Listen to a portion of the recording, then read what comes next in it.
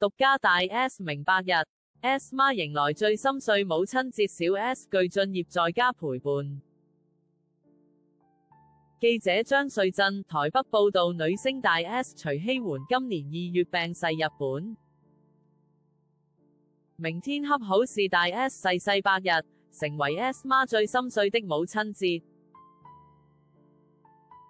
小 S 昨晚邀請星友們輪番寫文談大 S 影響我最深的一件事，或者我最想念大 S 的一件事，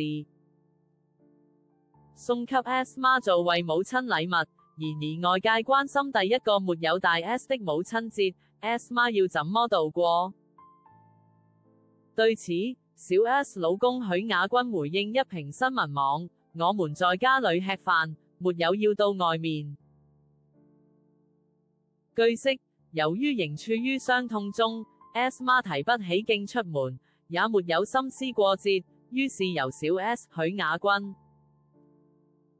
具俊曄大子徐熙嫻、外孫子女等齊聚，都待在家裏，一起陪着 S 媽。然而一家人相聚，除了互相安慰外，也是 S 媽最大的支撐力量。而 S 媽最近的心情是時好時壞，因為明天母親節讓她感觸最深。小 S 沒有出門，也無心工作，最近已搬離和老公常住的帝寶豪宅，改和 S 媽、